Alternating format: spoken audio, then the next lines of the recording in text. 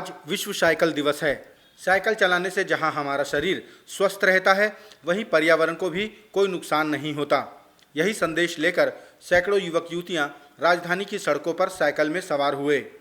नेहरू युवा संगठन द्वारा आयोजित इस साइकिल रैली में बतौर मुख्य अतिथि रायपुर लोकसभा सांसद सुनील सोनी पधारे। उन्होंने भी कहा, साइकिल तो चलानी ही चाहिए, इसके कई फायदे हैं। और इन सब ने तय किया कि हम देश का ईंधन बचाएंगे, पर्यावरण को संवारेंगे और नए भारत का हिस्सा बनेंगे।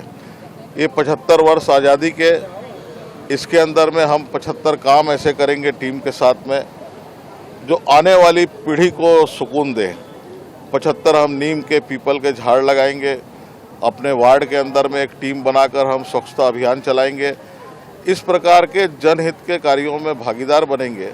और प्रधानमंत्री मोदी जी ने जो नया भारत की कल्पना की है, तो ये इनकी जनभागी जो है, ये नए भारत का निर्माण करेंगे और नए भारत के हिस्सेदार होंगे। और इन सबको स्वस्थ रहें, अच्छे रहें, उसकी शुभकामनाएं देता हूं। और आने वाले समय में नया भारत, आत्मनिर्भर भारत, स्वदेशी भारत और खेल की दुनिया के अंदर में नाम रोशन करके जो है अपने अपने क्षेत्रों का नाम बढ़ाएंगे। इसी विश्वास के साथ में पुनः सबका आभार।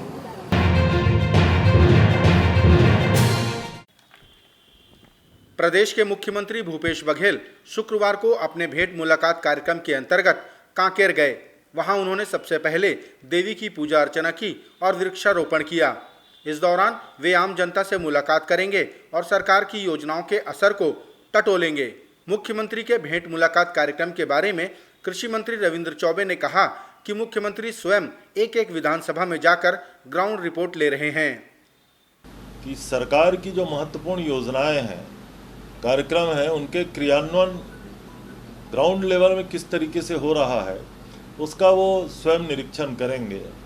सरगुजा संभाग के अधिकांश विधानसभा सीटों का दौरा हो गया। बस्तर संभाग में भी 3 सीटें बची हैं, जिसके लिए अभी 3-4 दिवसीय प्रवास पे आदरणीय मुख्यमंत्री जी आज रवाना हुए हैं। हमें लगता है कि जिस तरीके से माननीय मुख्यमंत्री जी जा रहे हैं, ग्राउंड रियलिटी को जानने का प्रयास कर रहे हैं, आम जनता से भेंट मुलाकात के बहाने सीधा रूबरू हो रहे हैं, तो 3 बातें हो रही हैं। एक तो हमारे कार्यक्रम का क्रियान्वयन कैसे हो रहा है, दूसरा आम जनता और कांग्रेस कार्यकर्ता क्या सोचते हैं, और तीसरा आने वाले भविष्य के लिए हमारी क्या योजनाएं हो सकती हैं। और तीनों बातों को लेकर के माननीय मुख्यमंत्री जी का दौरा है। और दौरा तो बस्तर में हो रहा है, लेकिन पूरा प्रदेश के लोग सजग हो जाते हैं कि आदरणीय मुख्यमंत्री जी का दौरा होने वाला है। इसलिए मैं समझता हूं कि इस भेंट मुलाकात के कार्यक्रम की बड़ी सफलता यहाँ के कांग्रेस जनों को भी रहेगा, सरकार को भी रहेगा, और आम जनता को तो सीधा लाभ हो रहा है। प्रदेश के मुख्यमंत्री भूपेश बघेल ने कांकेर जाने से पूर्व मीडिया से बात की और कश्मीर में हो रहे हिंदुओं और कश्मीरी पंडितों पर हमले पर चिंता जताई। उन्होंने कहा कि इन घटनाओं का अब जिम्मेदार कौन है।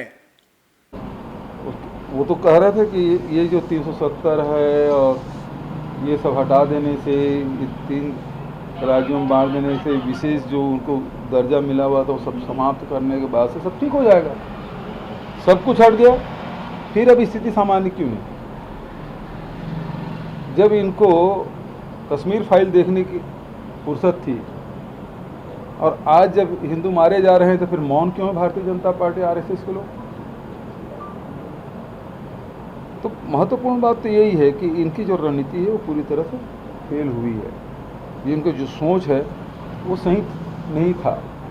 यदि सही होता तो ये लोग तो पहले कहते थे अब 370 हट गया, वहाँ से सब कुछ ठीक हो गया, अब जाके कश्मीर में ज़मीन खरीदेंगे, मकान बनाएंगे, ये सब बात करते थे। और भी बातें करते थे खट्टर जी, तो और उससे आगे निकल गए थे। लेकिन अब स्थिति क्या है? अभी स्थिति जस के तस। प्रदेश के 1 लाख अनियमित कर्मचारियों ने एक दिन अपना काम बंद करके हड़ताल की। कर्मचारियों की मांग है कि उन्हें नियमित किया जाए। कर्मचारियों ने कहा कि चुनाव के समय कांग्रेस पार्टी ने हमें नियमित करने का वादा किया था, लेकिन अब वे वादा भूल गए हैं। 2018 में हम लोगों ने बड़ा आंदोलन किया था, जिसके फलस्वरूप कांग्रेस पार्टी ने अपने घोषणा पत्र में शामिल किया और कहा था कि जब उनकी सरकार आएगी तो सभी अनियमित कर्मचारियों को 10 दिन के अंदर नियमितीकरण किया जाएगा। आज 3.5 साल होने को है सरकार को और 4 बजट भूपेश बघेल सरकार पेश कर चुकी है। अभी आने वाला समय अंतिम बजट का है और उसके बाद भी नियमितीकरण की आस हमें कहीं भी दिखाई नहीं दे रही है। महासंघ ने लगातार हड़ताल किया है और आज हम लोगों ने मजबूर होकर आज इस बूढ़ा तालाब में चेतावनी सभा का आयोजन किया है। ये चेतावनी सभा हम सरकार को इसलिए दे रहे हैं कि अगर वो 3 महीने के अंदर हमें नियमितीकरण का आदेश नहीं देती है तो 1 सितंबर से सभी अनियमित कर्मचारी, प्रदेश के 1,80,000 अनियमित कर्मचारी, 54 विभाग के अनियमित कर्मचारी हैं, काम बंद कलम बंद हड़ताल करते हुए सरकार के खिलाफ प्रदर्शन करने के लिए मजबूर हो जाएंगे। सिख धर्म के पहले गुरु अर्जन देव जी की आज पुण्यतिथि है। उनके बलिदानों को सिख समाज ने याद कर उन्हें नमन किया। इस मौके पर समाज के कई स्थानों पर शरबत का वितरण किया गया। राजधानी रायपुर के यूनिवर्सिटी चौक पर सिख समाज ने छोले और शरबत बांटकर गुरु अर्जन देव को याद किया। हरियाणा में राज्यसभा सदस्य के नामांकन में क्रॉस वोटिंग न हो, इस लिहाज से कांग्रेस पार्टी ने अपने विधायकों को सुरक्षित कर दिया। सभी कांग्रेसी विधायकों को गुरुवार की रात रायपुर भेजा गया, जहां उन्हें एक होटल में रुकवाया गया। ये विधायक यहां तब तक रहेंगे जब तक हरियाणा में राज्यसभा सांसद तय नहीं हो जाता। आरएसएस प्रमुख मोहन भागवत के मस्जिदों की खुदाई के बयान पर प्रदेश के कृषि मंत्री रविंद्र चौबे ने कहा कि ज्ञानवापी जैसी मस्जिदों और मंदिरों पर अतिक्रमण के कोई ऐतिहासिक प्रमाण नहीं है। केंद्र की गलत नीतियों के कारण देश का वातावरण दूषित हो रहा है। आरएसएस प्रमुख परम आदरणीय मोहन भागवत जी का स्टेटमेंट हम सब लोगों ने देखा है। वर्तमान हालत में देश की जो परिस्थितियां हैं, लगातार सांप्रदायिकता को आगे बढ़ाने का काम देश की वर्तमान सरकार कर रही है। ज्ञानवापी से लेकर के सारे मस्जिदों में अब लोगों की मांग हो रही है कि आक्रांता आए थे और सारे मंदिरों को मस्जिद बना दिया गया है। ऐतिहासिक प्रमाण किसका क्या है इसको कोई नहीं जानता, और जिन परिस्थितियों का देश में निर्माण हो रहा है तो ये विभाजनकारी शक्तियों के द्वारा ऐसा करने का प्रयास देश को नुकसान पहुंचाने का प्रयास है।